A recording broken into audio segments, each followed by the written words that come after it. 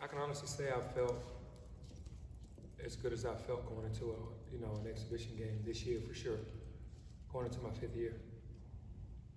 Well, any particular reason why? Just more experience as a coach, understanding what I want, more prepared as a team. I made sure I kind of covered the whole gamut of everything that we needed, instead of just kind of focusing on a couple areas.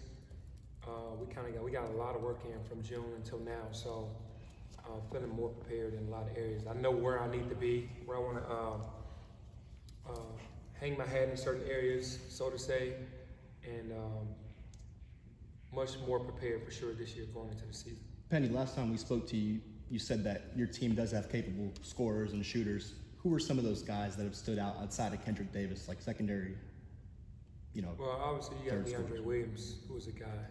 Demario Franklin, even Keontae Kennedy is a scorer. My son Jaden has been scoring, so it's by committee this year. It's as far as like the guys that can knock down shots. Obviously in the past we've had Landers Nolly, Tyler Harris, and all those guys. That's the Keonis that can really shoot it. Mm-hmm. Now it's more of scorers than shooters. Do you miss the buzz? The preseason buzz? It feels like a little bit less of it this year. Not really. I mean, going into my 5th year, I kind of understand how this works now. The numbers don't mean anything. You got to go out there and prove. So that's what I'm focused on this year. It's not even about, being disrespected if you're not this ranking or that ranking. It's almost like you got to go prove, no matter what happens. Coach, how do you feel about the chemistry for this season? I feel really good about the chemistry because the guys have come together and made winning the first priority and put all their individual goals to the side for team goals. And I think that if we do things the right way, then a lot of those guys' individual goals will still be reached. Penny, is there any update on the eligibility of Demario Franklin and Jamar Young? There's no update on either guy. Obviously, we've been waiting on Demario, and hopefully that'll turn soon. Do you feel like with the lack of the external hype this year that you guys maybe fly under the radar, just maybe going back to the chemistry issue, to keep maybe the locker room a little bit more cohesive, because the last 3 years you've had to deal with that the first half of the season and then make those second half runs? It's weird because you want to be the hunted. You don't really, we're the hunters all the time. And you want to be one of those teams that are going to be in the top 5 and like, hey, we know we're here, but it doesn't. That's not the end all. You've had teams ranked high before that didn't finish well. You had teams that weren't in the top 25 that finished really well. So for me, I guess being quiet is good because, we understand who we are now. We're not searching for anything. We understand what it takes and what needs to happen. We just have to go do it. Going back to Demario real quick, his dad's been quoted basically saying, UIC is really holding this up with him, this eligibility stuff. I guess, have you gotten any indication of is this going to be able to be resolved before the season starts? What's happening? I hope it's resolved because the language on a lot of these so-called runoff waivers are just not what it really is. If you really care about a kid and it didn't work out at your spot, then it's still a kid. Our ADs have signed off on at least 8 of those for guys. I mean, I'm just saying, to go and play, and then guys went to our teams in our conference, and we still signed off on them. So that's what, to me, it's all about. You don't hold a kid up. You just got to go ahead and just drop your ego and just, sign the paperwork and just say, okay, he's not coming back. We can sign off on him. I think that's what needs to happen. With the guys selected today to speak, Elijah and Keontae, have they emerged as your leaders so far? I don't know if they've emerged as the leaders, but they've emerged as guys that are well respected on the team. Elijah, to me, is kind of the X factor because he's a multiple position guy. He plays 1 through 4. Keontae's shooting is going to be definitely needed, and his defensive prowess as well because he's a good defender. But both are good defenders, but it's like Elijah is the guy that's going to be, 1 through 4, and Keontae being a veteran and being able to knock down shots. But the leaders are who they are, and they're Kendrick, they're Alo, and they're DeAndre. But those guys know who they are, and they definitely star in their roles. Is there anybody who won't be available Sunday? I mean, outside of eligibility, no, everybody else will be eligible. Ready. Any idea which 5 will take the court first on Sunday and what your rotation looks like? I think we're going to settle that today.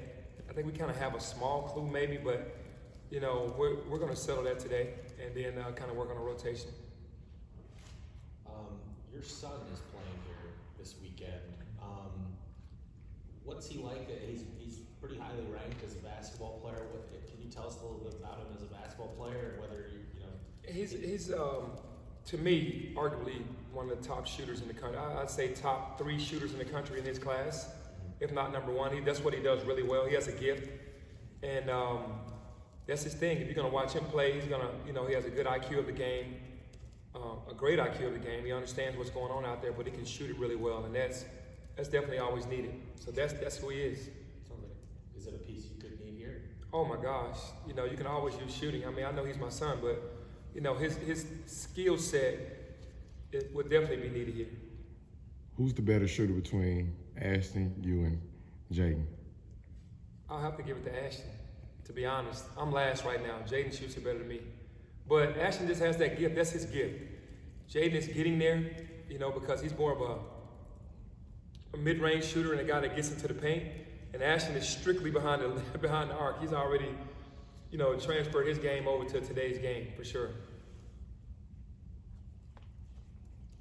How's I mean, obviously, you know, I think CBS Sports named Kendrick a second-team All-American in the preseason.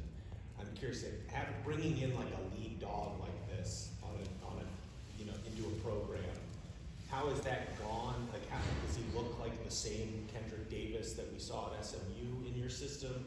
How's it gonna be different or the same, if you will? Well, when you gain the Player of the Year in your conference, you don't try to do a lot to bother that. You keep him in his comfort zone, but we will help him a ton because we'll put him in positions that he probably didn't have the opportunity to do at SMU. He'll be off the ball some, which will help him. I don't think he really ever got off the ball much at SMU. That helps him a lot because he puts a lot of miles on his body, a lot of minutes, doing a lot of things. So I think he'll be fresher this year, but I think that's something that you'll see different.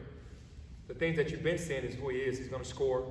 He's going to be a guy to get assists, and he's going to be a weapon on the floor at all times. We talked to you pretty quickly after the IARP stuff got resolved. Now that you've had some time to reflect on it, have you allowed yourself to reflect on it, think about it, kind of, I don't know, just at all, any new thoughts or? I think the only thing I'll say about that, and I mean this from my heart, everything was innocent from the beginning. I got pulled into this, so I'm back to normal because thank God that the decision was what it was. But my heart has always been pure. Coming back to Memphis and doing what I did in the community, it's never been for an advantage of any sort. So the decision was what it should have been in my mind because I've been doing philanthropic work in the community for years, and just because I became the coach at Memphis doesn't mean that I was doing things wrong to get these kids to come here. It's just I'm back to normal to what I've always been. In the exhibition game on Sunday, in these 2 exhibition games, is there any sort of, I guess, other personnel battles or anything like that you're still trying to that are going to be, you know, potentially settled in these games or these next 2 weeks, or do you feel like have a pretty good sense of like, okay, this is my this is going to be my rotation going into the year? I don't think it's set. I think, guys, this is auditioning, the first 2 games before we have to go to Vandy. I think that we need to see who are games. Some guys are gamers. Some guys aren't practice players. So we need to see who's who in the games. If everybody's going to be able to transfer and carry over what we teach to the games, because that's so important. It's not just about going to play basketball. It's about everything that we do defensively and recognizing things of that nature and knowing what we're trying to do offensively. And being aware of that definitely is going to bode well for them as far as moving forward and who we're going to put in the starting lineup and rotation.